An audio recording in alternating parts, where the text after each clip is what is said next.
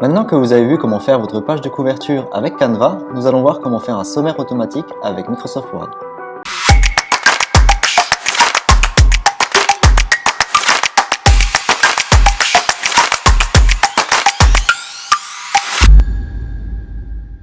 En tant qu'étudiant à l'IMT Formation, vous avez accès gratuitement au pack Office et dans celui-là, vous retrouvez donc Microsoft Word. Ce logiciel est un des plus simples d'utilisation pour faire vos projets ou vos fiches missions par exemple. Aujourd'hui, nous allons voir comment faire un sommaire automatique. Je vous laisse me suivre sur l'ordinateur. Nous voici donc sur l'interface de Microsoft Word, donc c'est ici que vous allez pouvoir faire votre projet, votre rapport ou tout ce que vous voulez.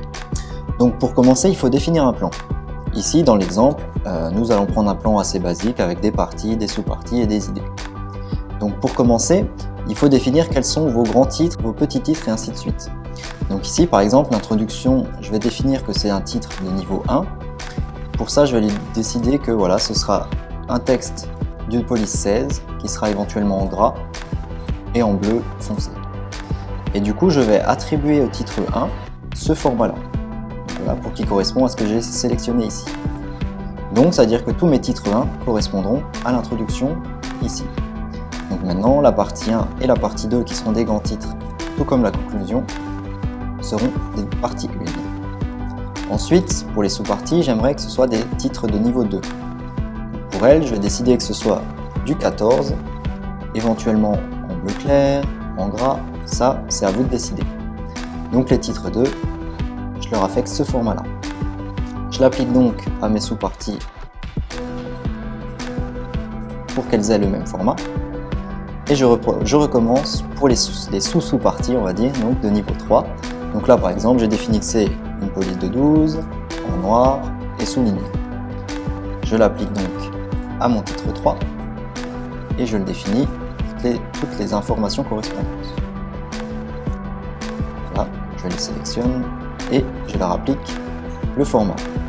Donc là, vous avez donc déjà le plan pour votre rapport qui est défini avec le format. Maintenant, nous allons affecter des puces. Donc ici, vous avez une icône liste à plusieurs niveaux. Vous cliquez dessus, vous choisissez parmi la bibliothèque des listes celle qui vous convient. Donc moi, je vais prendre celle-ci par exemple. Et vous voyez que par défaut, si vous avez bien paramétré avec les titres en avance, ça va se mettre automatiquement. Donc ici, dans votre rapport, vous avez déjà toutes les informations au format que vous voulez. Et bien sûr, si vous voulez mettre du texte, vous allez à la ligne. Par défaut, il vous mettra sur le format normal, vous pourrez taper votre texte. Donc ici, je mets un exemple de texte. Voilà. Une fois que c'est fait, ça, donc pour le rapport, vous êtes tout bon. Maintenant, si vous voulez le mettre en sommaire au début de votre fichier, vous allez vous mettre donc sur la page que vous voulez, vous cliquez sur Références, Table des matières, et ici à nouveau, vous avez le choix entre deux formats. Moi par exemple, je vais prendre table automatique 1. Et vous allez voir qu'elle va se baser sur ce que vous avez paramétré juste avant. Donc ça vous affiche les titres et les pages auxquelles elle se trouve. Donc par exemple, si vous voulez ajouter un nouveau titre, ici après introduction, j'aimerais peut-être ajouter les remerciements.